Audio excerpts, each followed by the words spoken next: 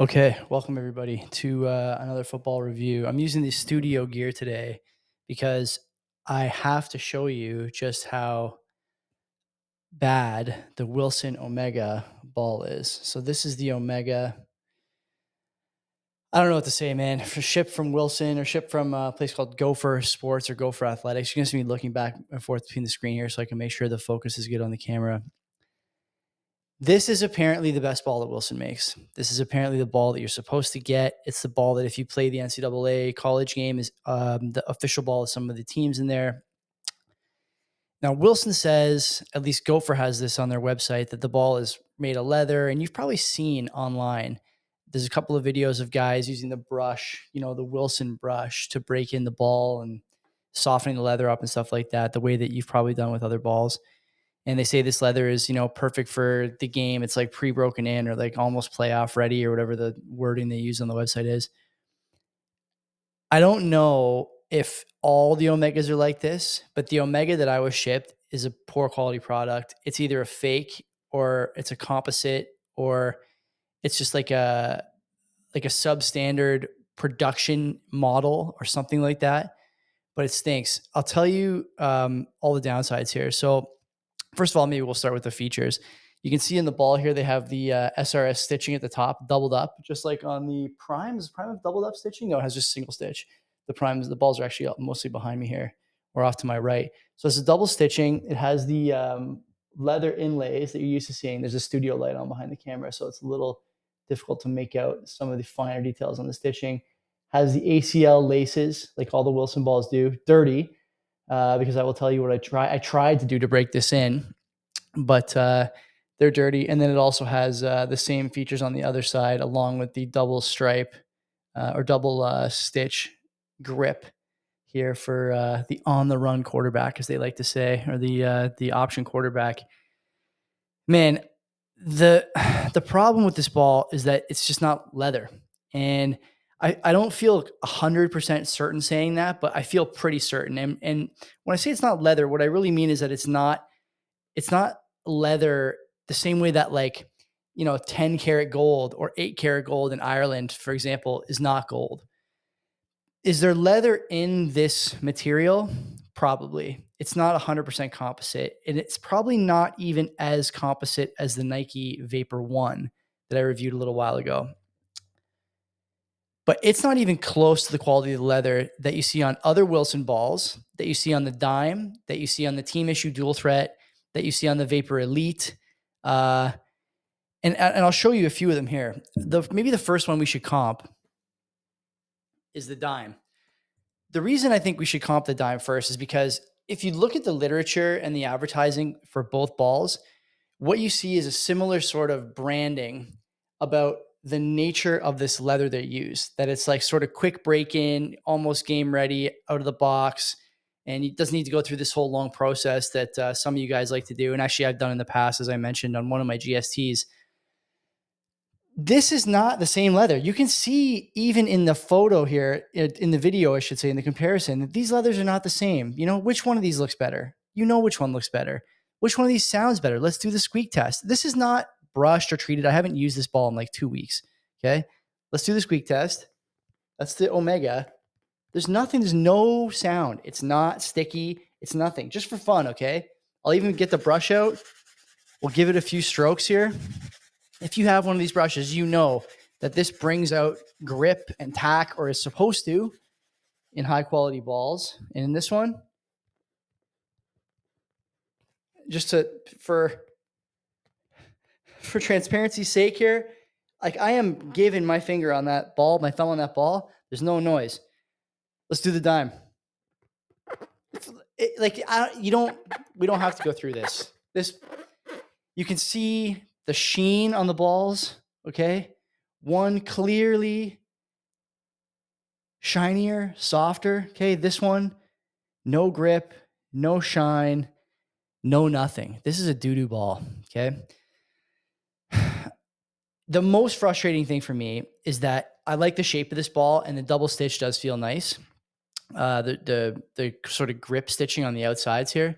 Just put this Dime away. Yet another unrehearsed, unscripted video here on the channel. The stitching does feel good. It's in the right spot, and it does kind of even let your fingers sink into it, which would be sick if your fingers weren't constantly slipping off whatever garbage material these things are made of. On top of the brush, I actually also brought this ball outside. And I thought, you know what? I'm never going to play with this ball because, as I mentioned in my review on their website, on the Gopher website, I'm never going to play with this ball as it is because I can't break it in with the brush. So I brought it outside and kicked it around on my lawn, including in the dirt, for like 40 minutes, just gentle kicking it around while I listened to CBC Radio Canada. This is like months ago now. And I thought, you know what? Maybe just needs a little bit of like dirt or something. I know people mud their balls. I don't mud mine. Maybe just needs a bit of like outdoor activity, some traditional break in, you know, like when we were kids, none of us had brushes. None of us had tack bars or conditioning, you know, tools or anything like that. Certainly no power brushes like these guys at Big Game have. It didn't do anything. The laces, the ACL laces are dirty. You can see the laces are fine. They feel okay. You can see the striping is dirty. Didn't break in. You know what did happen though? The dye from the ball, this like purple dye. This is purple, by the way. I'm going to turn this light off because I think you might even get a better feel for it. Just how bad the coloring is. Oh, maybe not. There's actually no light here. I got to turn this back on. You can actually see that this is like much more purple than it is brown. And you can also make out, now that you're looking for it, how the stripes have turned pink. They turned pink because the dye, whatever was on this, leaked onto the stripes. The stripes are not as sticky as the GST. The leather is not as good, and the break-in didn't work. Just for fun here, let's do a little comparison of this ball and the GST. So the GST leather, okay, you can clearly see, and again, like, let's just do it for fun. You know, like it's just sitting on a shelf here, not getting treated, not getting anything done to it. This one, when you compare the two leathers, clearly one is a superior product to the other. Okay. Clearly one looks a lot better.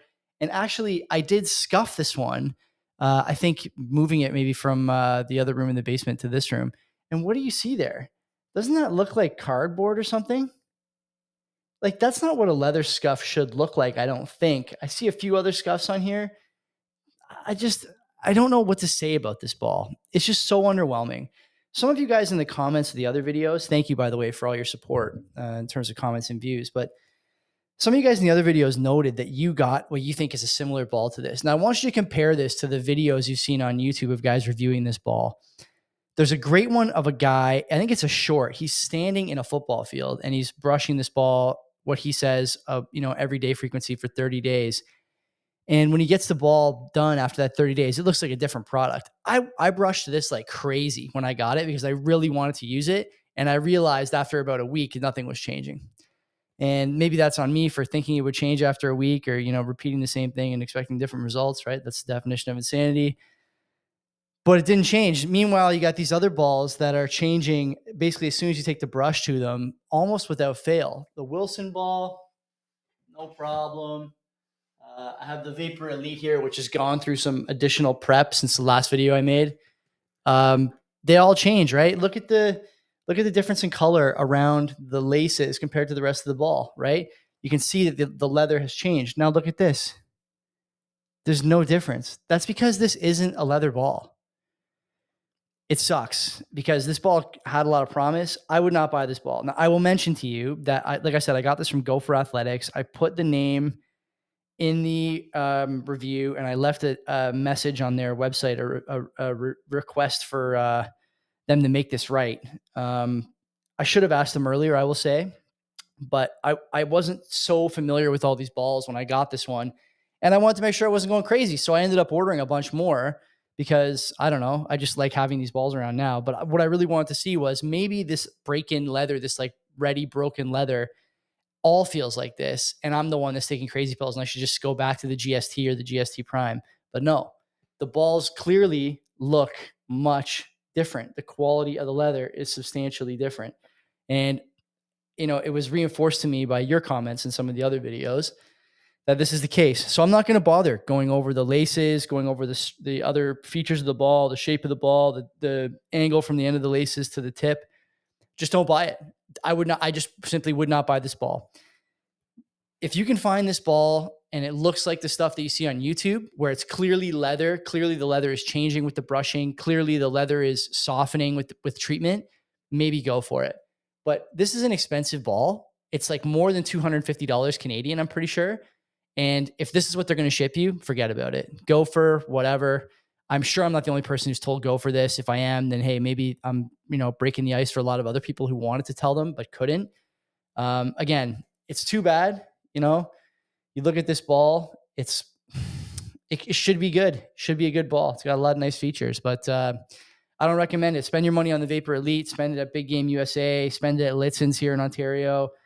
Spend it at Sport Chek. Sport Chek's got the championship ball, the Nike championship ball. This is a little cheaper than the Vapor Elite, both material-wise and feel-wise, but it's way better than 80% of the stuff out there, and it's sure as hell better than this. So disappointing all in all, but I know a lot of you guys wanted to see the ball and hear the ball and feel, or hear what I felt about it. So there's your review.